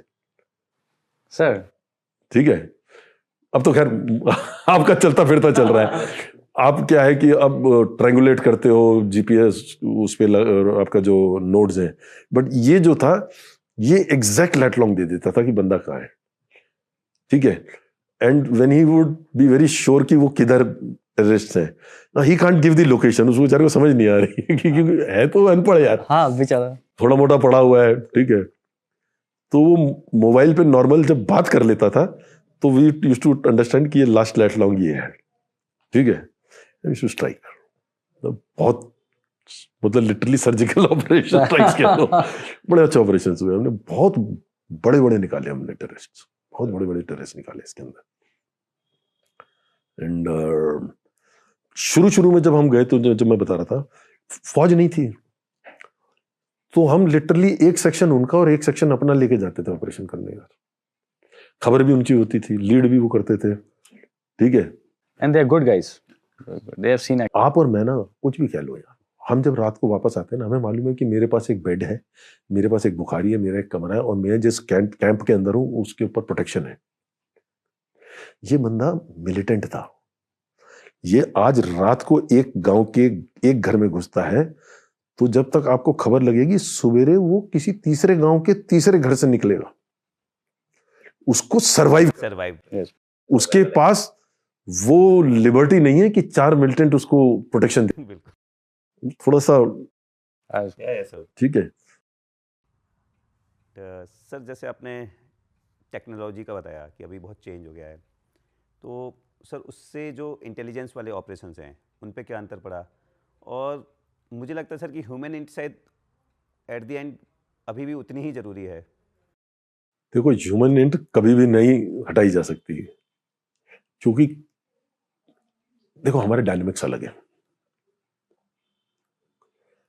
आज जब हम टेक्नोलॉजी को लेके लोग हल्ला मचाते हैं इजराइल से कंपेयर करके, क्योंकि इजराइल अमेरिका इनका टेक्नोलॉजिकल लेवल अलग है, but with the best of the technology Osama को नहीं ढूंढ पा रहे थे ये, यस सर, क्योंकि उसका डिजिटल फुटप्रिंट ही नहीं था। उसे फाइनली निकाला ह्यूमन इंट से,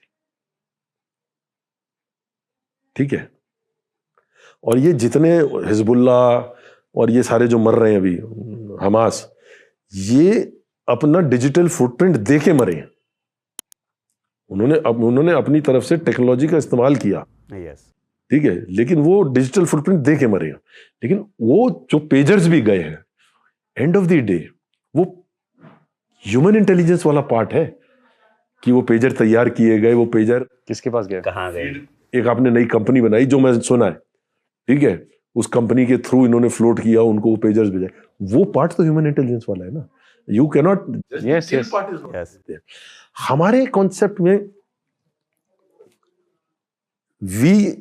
हमारे ऊपर एक इंटरनेशनल प्रेशर है, ठीक है। अगर मेरे को ये पता भी चल जाए कि पाकिस्तान में कोई बंदा कहां बैठा है, तो आपको लगता है कि मैं एक ड्रोन भेज के उसको वहां ठोक सकता हूं? नहीं कर सकता, बिकॉज हमारी फॉरेन पॉलिसी थोड़ी सी अलग है। तो फिर वो अननोन में नहीं चाहिए सर, ठीक है। Very interesting. तो वो ह्यूमन इंटेलिजेंस वाला पार्ट है, ठीक है। तो सिमिलरली आप कश्मीरी लेके चलते अपन, कश्मीर में एक लेवल तक तो नेटवर्क है आपका, जीपीएस वो लगे हुए हैं, मोबाइल चल रहे हैं, mobiles can be monitored, it's open secret, there is nothing that. मैं आपको एक छोटा सा सिंपल बताता हूँ सिस्टम। ये जो वाड़वान का इलाका है, उससे पहले के जो जितना ऊपर का हिस्सा है, which is the greater Himalayas, from your Banihal pass, Yes. on to the right, if you are facing Banial Pass from Kashmir, So, is Pir Panjal. yes. On the left is Great Himalayan Ranges, which go and meet up from वो तुम्हारा जोजिला वजिला को मिल जाता है। Yes. अब उधर जंगल का इलाका है, ठीक है। मोबाइल्स आ गए। अब वो जंगल में जब वो रेडियो सेट यूज करता है, तो आप अगर उसको जीरो डाउन भी करना चाहोगे तो वो 1-1.5-2 किलोमीटर। Yes. मैं एक टेन्योर में राजस्थान था. I'll tell you how things get into your brains and then you use it in your practical. Sir. एक मेरा बड़ा अच्छा दोस्त था, वो रैलीज कराता था, तो उसने एक दिन मेरे को बोला कि सर अपन एक जगह पे रैकी करके आते हैं रैली के लिए. तो हम घुस गए, तब नए नए मोबाइल जा रहे थे, वो मोबाइल ही ना कनेक्ट हो. तो एक जगह पे आए और हमने मोबाइल देखे, सिग्नल नहीं है, लेकिन साइड में एक बंदा खड़ा हुआ है और उसने खंबे के साथ वो जो फेंस नहीं लगी होती खेत की, Yes. बार्ड वायर, उसको एक डंडा है लकड़ का, वो उसके साथ खड़ा हुआ और बड़े मजे से बात कर रहा है. मैंने कहा यार ये कैसे हो रहा है. तो जब वो बात करके निकल गया तो हम भी उधर जाके खड़े हो गए, लग गया फोन. वो जो वायर्स हैं, barbed wires, they are actually working as a net. I don't know how it worked but it worked. तो हमारे पेट्रोल्स वो जंगल में जाते थे. ये तो मेरे को मालूम था कि मिलिटेंट जो है ये मोबाइल्स यूज करते हैं, लेकिन जंगल में तो मोबाइल है नहीं, चलता नहीं है. तो मैं पेट्रोल्स के साथ मोबाइल भेजता था कि फाइंड आउट पॉकेट्स जहां पे तुमको सिग्नल मिल रहा है. सर पहले हम जानवर पकड़ते थे कि पानी कहाँ मिल रहा है, वहां पे जानवर आएगा. यहाँ पे आप मोबाइल नेट. अब आपने वहां एम्बुश लगाया. अब वो एम्बुश वेट वाले एम्बुश होते थे कि आज आएगा, परसों आएगा, पता नहीं, पर आएगा. ठीक है. लिए एक बार इंडिया पाकिस्तान का मैच हुआ तो हम मानते शेर के बच्चे पाकिस्तानी आएंगे मैच देखने. तो जितने ऊपर बकरवाल गुजरों के वो पहाड़ियों के जो हट्स थे, नॉट वेरी हाई बट लो, हमने लिटरली एक एक टीवी का हमने उधर का पूरा डाटा बनाया, तो वहां लगाया एम्बुश कि शेर देखने को आएगा. आए भी होंगे सर, आई एम श्योर. ठीक है. तो अभी व्हेन यू से human intelligence, it is not about source also, it is about this mind. It's all a mind game. आप एक टेक्नोलॉजी को कैसे यूज करोगे, वो टेक्नोलॉजी को तो आप तब यूज करोगे ना जब आप माइंड गेम आपको आना चाहिए, एंड आपको मिलिटेंट की तरह सोचना पड़ेगा, तभी आप मार सकते हो. कोई शक. ये तो है. सर आपका सेकंड वाला और पहले वाले, जब द सेकंड आपका टेन्योर जो हुआ था JNK का, उसमें और पहले वाले में did you see any difference? Yes, there was a difference. See पहले भीड़ थी. Militants were not good in tradecraft. Second tenure होते होते भीड़ कम हो गई थे. मतलब साउथ कश्मीर में 2004 में 300 मिलिटेंट मारे थे यार. My goodness. 2005 में भी तकरीबन 270-200 थे. भीड़ तो थी सर, लेकिन वो वाली भीड़ नहीं थी जो 15,000, 10,000, 8,000 घूम रहे हैं. अब ये हार्डेंड हो गए थे. ये आप देखिए ना, 90 से 2004 तक आई है. वो जो बच्चा 5-6 साल का था, 4 साल का था, जिसने होश संभलते ही गन देखनी चालू करी, यस, जब तक वो स्टेज में पहुंचा 2004 तक, ही इज अबाउट 18-19 नाउ. एक हम सब ग्रो किए हैं. एक हथियार का ऑरा होता था. हाँ, ला गए अंकल हथियार दिखाओ. यस. ठीक है. और एक वो टाइम था जब हम खुद हथियार लेके घूमते. वो बच्चा धीरे धीरे करके अब वो गन लेके चल रहा है. ठीक है. उसको गन को कॉक करने में पहले जो डर लगता था, अब उसको डर नहीं लगता है, बिकॉज उसने हथियार बड़ी जल्दी देखा है. सब जो उस समय आए थे उन्होंने 19-20 पे जाके हथियार देखा, 22 पे, 23 पे हथियार देखा. ठीक है. उससे पहले उसने हथियार क्या, उसने पत्थर नहीं देखा था. Yes. तो एक वो डिफरेंस तो आया. Quality of terrorism from there part. हमने भी अपने आप को इवॉल्व किया. मैंने कहा ना, हम जब पहुंचे ना बुलेट प्रूफ थी, ना हेलमेट थी, ना ये तो पटका बहुत बाद में आया, बुलेट प्रूफ पटका और ये और वो. ठीक है. वो हमारे को पहले बार जब बुलेट प्रूफ मिले पहले टेन्योर में, मतलब we were that after the para commandos we were. अब वो बुलेट प्रूफ इतना जैकेट भारी होता था. पहनते हाँ सर, मैंने बहुत कम पहने सर. एक ऑफिसर तो मेरा बेचारा वो आज तक रोता कहता है मेरी तो रीढ़ की हड्डी खिस गई. एक दिन एक ऑपरेशन था जिसमें कि आपके पैरास के एक ब्रिगेडियर साहब थे, commanding sir infantry brigade, mountain brigade 323। तो मेरे को एम्बुश हुआ, हमने मतलब it was a very good operation and that day हमने बहुत हथियार पकड़े, ठीक है सर। 5 टेररिस्ट भी मारे उसके अंदर,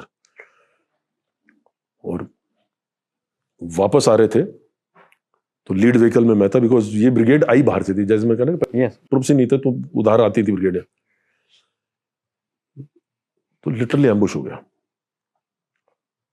मैं लीड व्हीकल में था, कूदा हूं, गाड़ी में शीशा वीशा टूट गया था, ठीक है। Fortunately driver just manage to get a snick. I opened the vehicle, 1 ton थी। सर किस डिस्टेंस से फायर कर रहे थे लोग? 20 metres. Oh just very close. It was, वैसे रोड है, रोड के साइड में एक नॉल है, सर ठीक है, नॉल पे थे सर। नॉल के नीचे पूरा का पूरा ड्रॉप था और एक नदी थी सूखी। सर लिटरली मतलब there was only one choice, break the ambush. I rushed into that. 3 थे वो, और मैं एक फायर करता हुआ ऊपर घुसा हूं। तब तक उनको समझ में आ गया ये गलत हो गया। पीछे वाला एलएमजी वाला था, उसने एलएमजी उधर पीछे वाली गाड़ी ने ठोकी, सो दे जंप्ड बिहाइंड।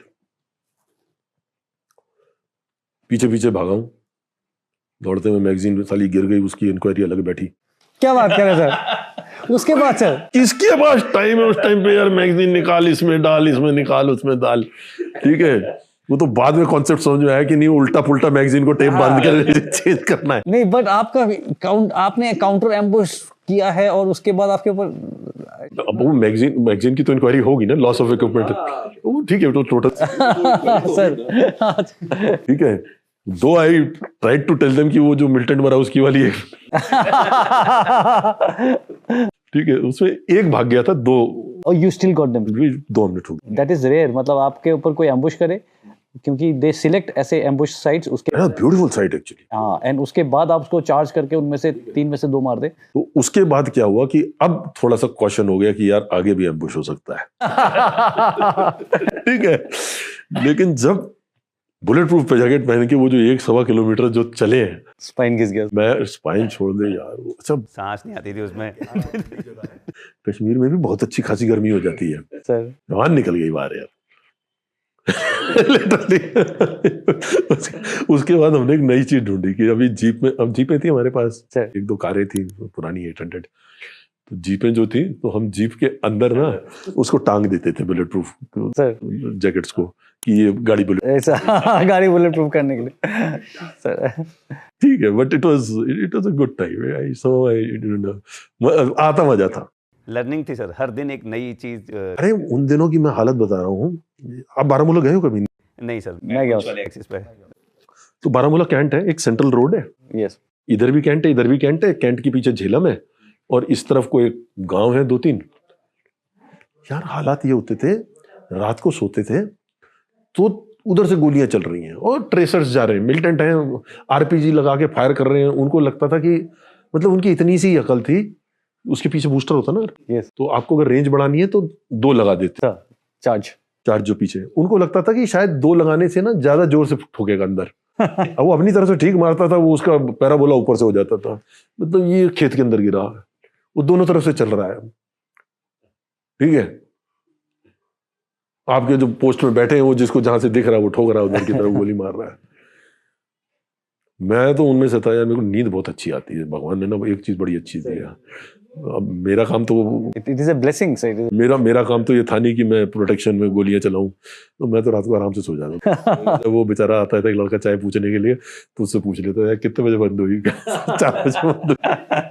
मतलब ये हालात थे यार, इतना हथियार था इनके पास, इतना एमुनिशन था कि दे कुड वेस्ट, मतलब पूरी रात चला रहे, वेस्टेज हो रही है सर। इनफैक्ट जो मेरे साथ रहे कश्मीर में, जो ये देख रहे होंगे, they will be able to connect कि ये क्या बात कर रहा है। सर कोई अच्छी ऑपरेशन सर उस दौरान, सेकंड टेन्योर का कोई? सेकंड टेन्योर के अंदर see I was a staff officer sir, but I was handling the complete intelligence also sir. South Kashmir. I believe आपने कोई रिकॉर्ड भी सेट किया है sir, number of apprehensions and weapons वाला भी सर? पहले टेन्योर में 190 केस, 190 केस सर। ठीक है। 5 टॉप टेररिस्ट ग्रुप्स के लीडर्स, ठीक है। वाह सर। मतलब देवर नेम्स सर ठीक है, देवर नेम्स जिनको उठाया, ठीक। एक ऑपरेशन में जनरल जेजे ने डीओ लिखा 29 AKs in one operation. In fact last southern army commander, sir आप हमें क्यों नहीं मिले सर? हम जब ऑपरेट कर रहे थे। लास्ट सदर्न आर्मी कमांडर अपने जनरल एके जो रिटायर हुए हैं, इनफैक्ट वो एक दिन इधर आए हुए थे, तो अगेन माय ब्रदर्स कोर्समेट, तो ही स्पेशली टोल्ड माय ब्रदर कि यार भाई को बुला के लाना। तो अब यार क्या होता है ना, आपने इतने लोगों के साथ ऑपरेशंस कर लिए, याद ही नहीं रहते सर। बोले तू मेरे को पहचाना?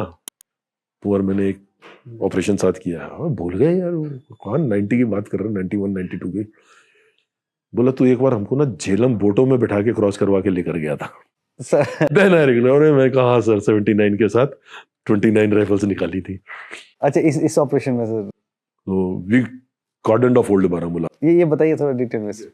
हमने उसको घेरा रात को। इन्फॉर्मेशन क्या थी, वहां से शुरू करते हैं। इंफॉर्मेशन वाज कि इन अ पर्टिकुलर मोहल्ला there are number of militants there, ठीक है।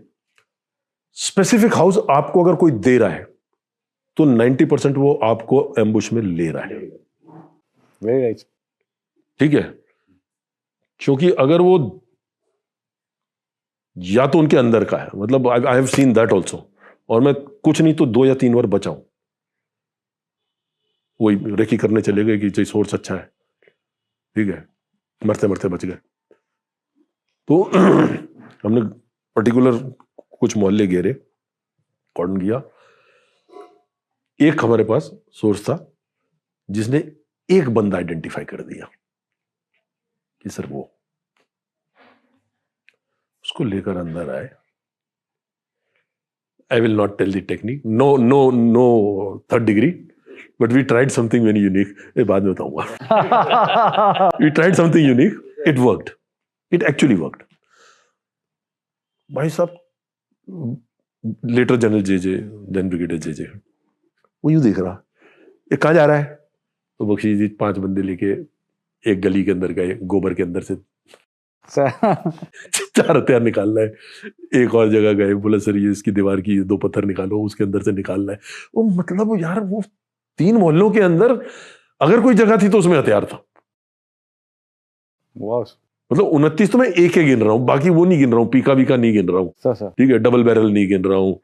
फिर उसके बाद वो क्या कहते हैं, वो grenade fire launcher, yes yes sir, वो नहीं गिन रहा हूँ। फिर वो जो पिस्टल्स होती हैं वो नहीं गिन रहा हूँ। Total of I think we recovered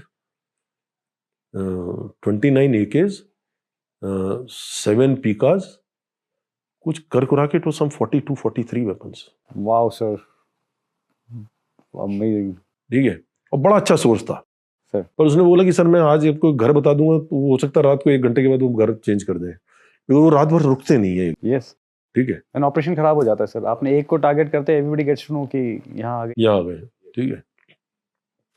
wonderful operation. फिर एक सेकेंड टेन्योर में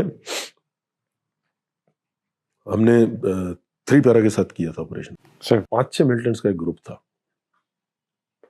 जो कि एक क्रॉस द पीर पंजाल था एरिया। उनमें एक बंदा था,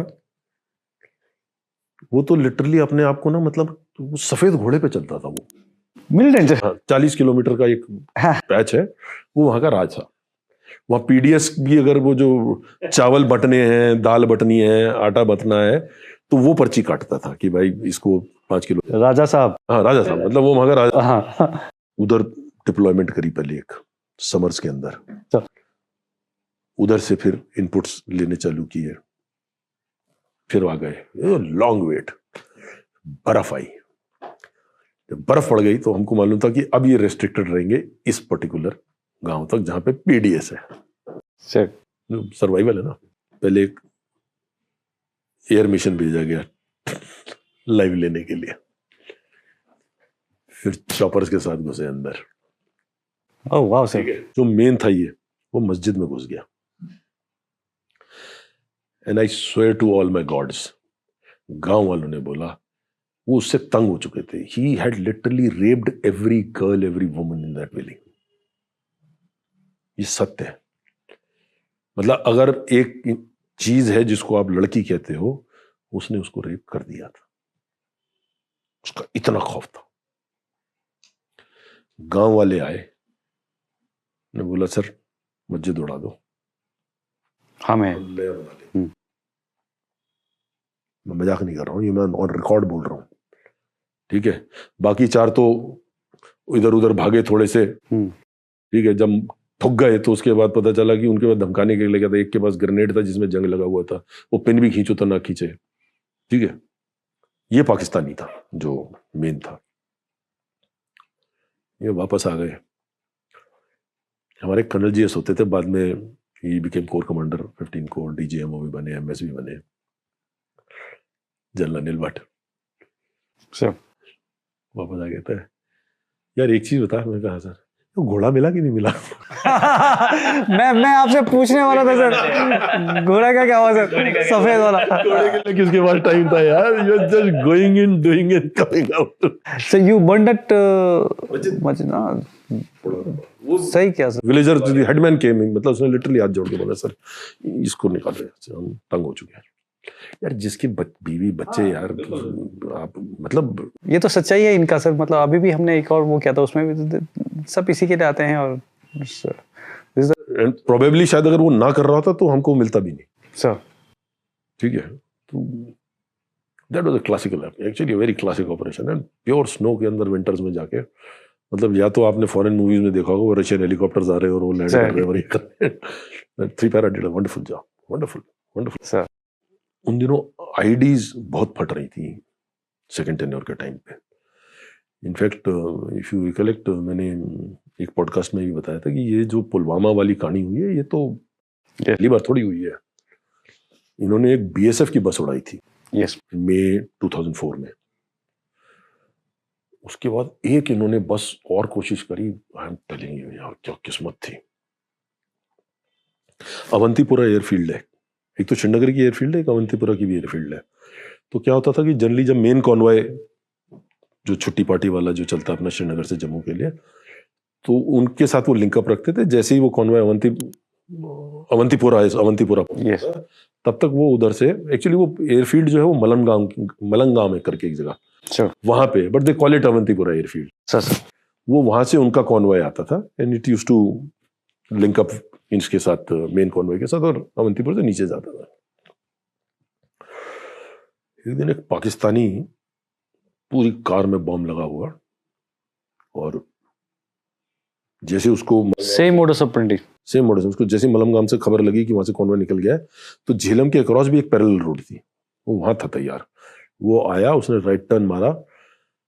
उसके बाद मैंने जाके पूरी उसकी इन्वेस्टिगेशन करी. ये बच कैसे गए. तो जैसे बस आ रही थी, उसने बस के अंदर आके ऐसे रैम करना था, लेकिन समझ नहीं है उसने लास्ट मोमेंट पे करा क्या कि उसने रैम करने से पहले ही उसने बटन दबा दिया. आगे का इंजन जो था वो 150 मीटर दूर मारुति का इंजन उड़ के गिरा है. 150 मीटर दूर. और वो गाड़ी जो थी वो बीच में से स्प्लिट हो गई. हैवी आईडी, बहुत ज्यादा. वो बस के सिर्फ शीशे टूटे. नोबडी गॉट इंजर्ड एक्सेप्ट वो जो ग्लास प्लेटर्स. वो बस के पैरेलल था. अगर उसने सामने से ठोका होता हाँ, तो बस के अंदर बहुत इंपैक्ट जाता. उसको लगा कि मैं साइड से आके सॉफ्ट वाले पोजीशन पे मारूंगा, बट जो गाड़ी के अंदर उसने जो एक्सप्लोसिव लगाया, डायरेक्शन होता है वो इस तरीके से लगाया था कि जब ब्लास्ट हुआ तो गाड़ी हाफ हो गई. ठीक है. और आगे का इंजन वाला पार्ट था that flew. Lucky, very lucky. But कान कून तो गए होंगे सब लोगों के. अरे वो जिंदा थे, उनके लिए तो वही बहुत बड़ी बात थी. बच गए. देन एक बार और हुआ. कई बार क्या होता है कि स्टुपिडिटी भी होती है. एक कंपनी कमांडर था, वो सिविल ड्रेस में, सिविल लोगों को लेके, अपने बंदों को लेके सिविल ड्रेस में, सिविल सूमो में he went to the battalion headquarter Khanabal में. जब वो वापस आ रहा था उसने अपनी तरफ से नया रूट लिया, but probably he had been using that. हाँ तो शाम को एक पॉइंट पे इन्होंने पत्थर बिछा लगा रखे थे। ही यू सी, जब आपका कोई इंसिडेंट होता है ना, तो आप उस इंसिडेंट को वापस रीप्ले करते हो टू इंश्योर कि कोई we don't do the same mistakes again, basically lessons. उसने इमीडिएटली गाड़ी को रिवर्स मार देना था। मुझे लगा कि उसने गाड़ी रोक के पत्थर हटाने की कोशिश की है। 11 people, mince meat. That is the time General VK and we had decided by then कि ID नेटवर्क ढूंढो। एक बंदा छोड़ के बस पूरा नेटवर्क तोड़ा हमने। एक एक बंदा ढूंढ ढूंढ के निकाला। And pure human intelligence. एक ये छूटा कौन सा? शरौन, ब्रिगेडियर शरौन, कभी मिलेगा तो पूछना। एक मेन जो था उसको उठाया, तो वो हमको बीच बिहारा करके एक जगह है वहां ले गया। और वो कश्मीरी घर होता है ना, वो एक रूफ फॉल सीलिंग होती है। हमने जैसी फॉल सीलिंग की, मैं और शरौन हम दोनों साथ में, और ऊपर से पूरी बोरी भर के एक्सप्लोजिव के नीचे गिरी, डम।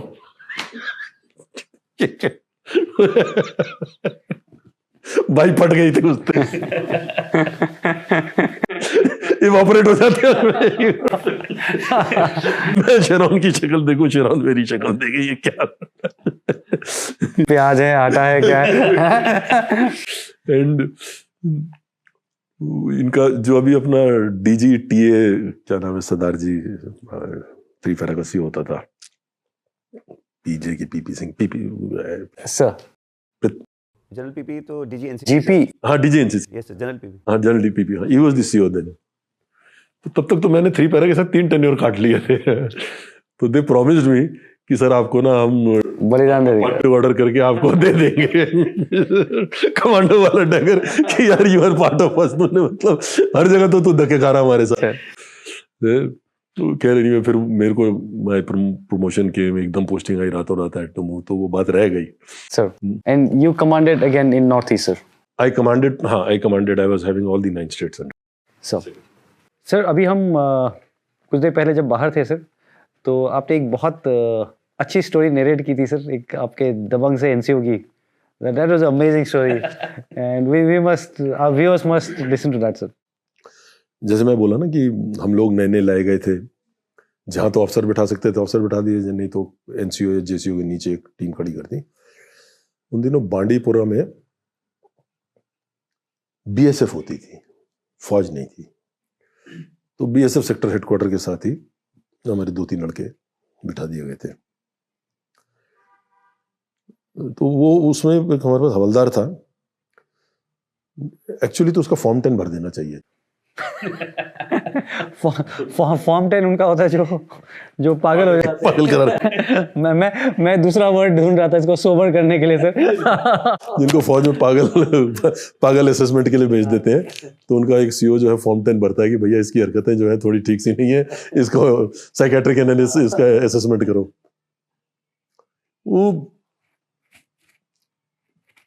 थोड़ा सा ज्यादा दबंग था, मतलब वो उसको लगता था कि वो उस इलाके का ना चाइना गेट के वो जो नहीं थे, वो वाला टाइप का है। वो किसी भी गांव में चले जाता था। स्टुपिडिटी आइडेंटिफाई हो गया बेसिकली। थोड़ा डिस्क्रीट नहीं था जिसको मैं बोलूंगा सर। अब वो एक गाड़ी थी, वही सरकारी जीप, जिसके ऊपर नीला पेंट पीला पेंट करके आपने एक सिविल नंबर लिखा हुआ है, चल रहा है काम। तो एक दिन ये और एक नायक, उस नायक की नई नई शादी हुई थी। इनफैक्ट वो नायक पहले मेरे साथ बारामूला में था सर। तो मेरे को याद है मैंने उसको पूरी ये वो दी थी कि तू अपना ना पोस्टल वो भरा ले इंश्योरेंस का और रिकरिंग डिपॉजिट कर ले। एज अ ऑफिसर आप अपने जवान को थोड़ी जो एडवाइस सर यहाँ पे जो तेरे को मिल रहा है पैसा यूज नहीं हो रहा है, क्योंकि कश्मीर में क्या आपका खर्चा क्या था, आप कहीं बाहर पिक्चर देखने जा नहीं सकते, पार्टी आप कर नहीं सकते, ठीक है।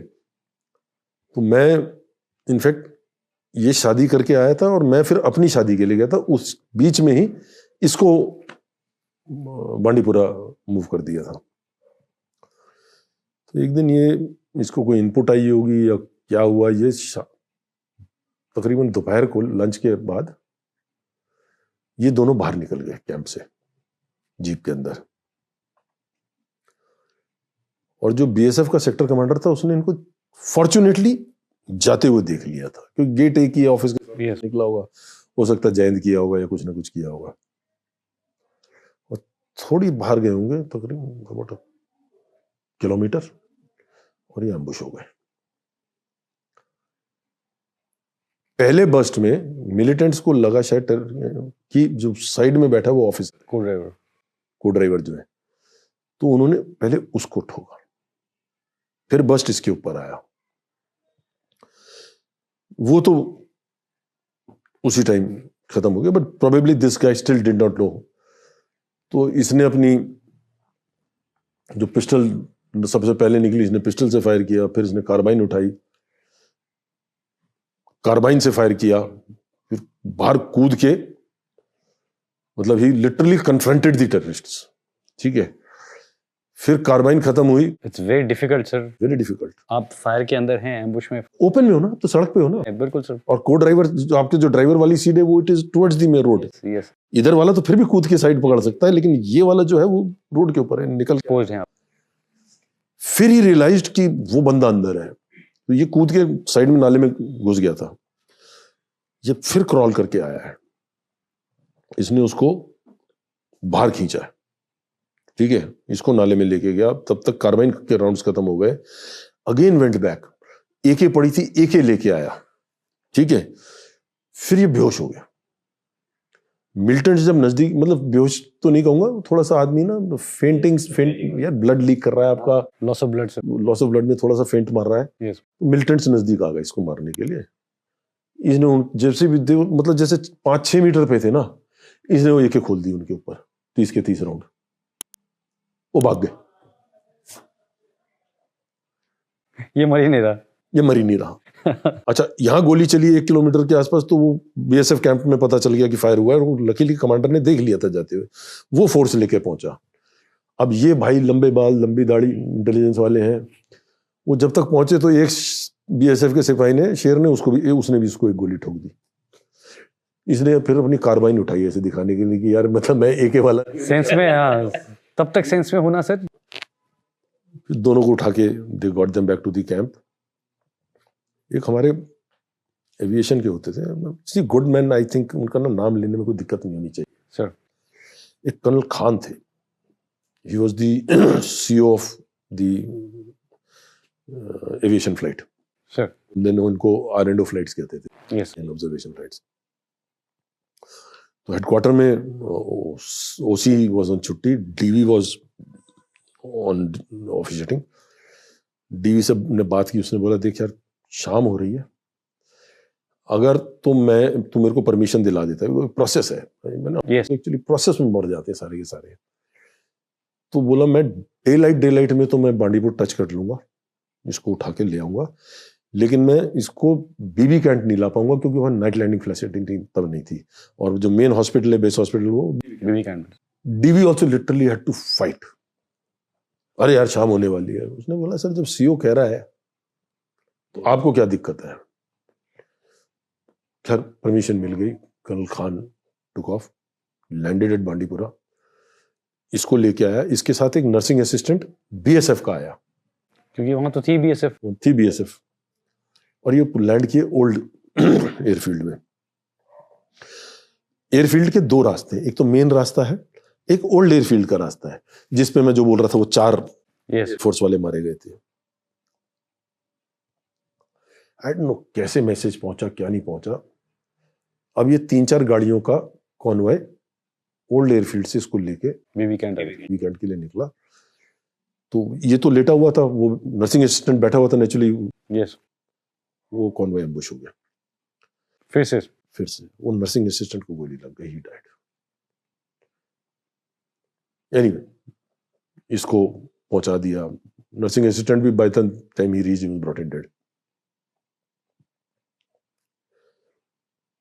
कुछ भी कहो यार, फौज के अंदर अगर कोई भगवान है तो वो फौज के डॉक्टर है यार, यस इसमें कोई शक नहीं है। मैं एक और केस जानता हूँ, बांडीपुरा में लेटर हाफ में जब फौज आई थी तो एक ऑफिसर को 5 गोलियां लगी थी। मेरे भाई का कोर्स बैचमेट था, मतलब उसकी हाथ से और पेट में, और मैं भी किसी कारण हॉस्पिटल पहुंचा हुआ था यार। उसको रात भर बांडीपुरा से गाड़ी में चला के लाए 1 टन में, क्योंकि इस हालत में और पहुंचा, मतलब आप सोचो कितना लॉस ऑफ ब्लड हो गया होगा, कितना वो, उसको भी बचा लिया। मतलब लिटरली यार, दे वर गॉड्स यार, मतलब हैट्स ऑफ, कुछ भी कह लो। जो जहां है आपको उसको नमन करना पड़ेगा। बिल्कुल है सर, यस इस बच्चे को, हवलदार को बचा लिया। फिर कुछ समय के बाद उसका ताऊ आया कि बाप आया बड़ी बड़ी मूंछ वाला। कोई ये नहीं कि बेटा कैसा है, कि मैं तेरे लिए बच गया।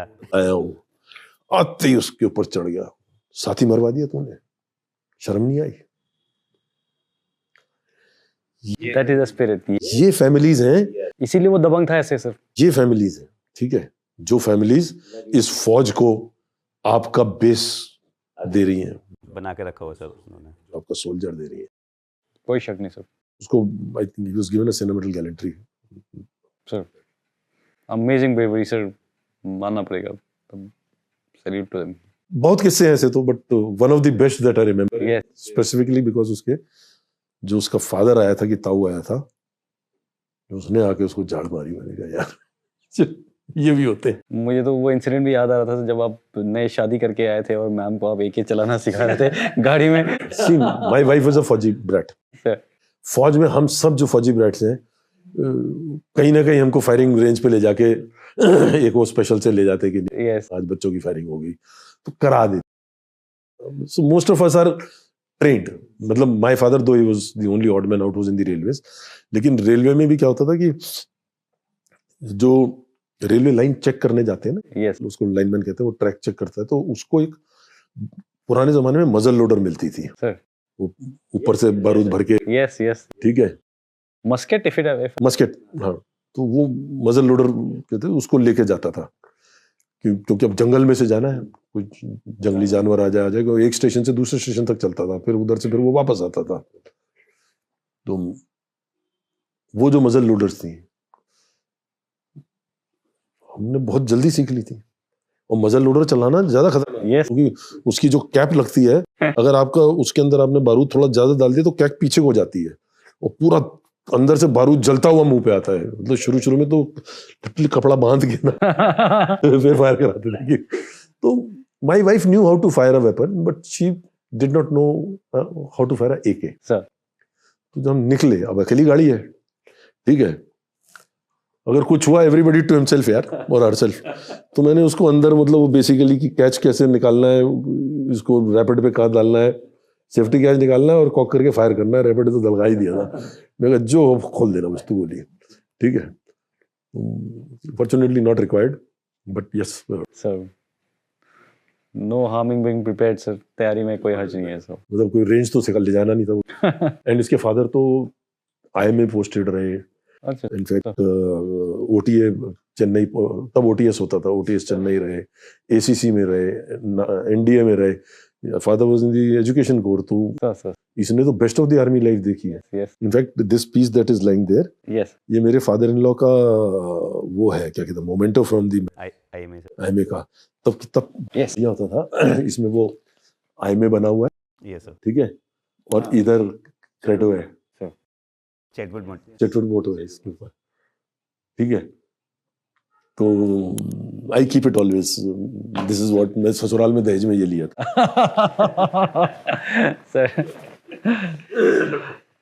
सर थोड़ा सा नॉर्थ ईस्ट की बात करते हैं sir. You have had a major contribution to do even in the north east. आपने कमांड भी सर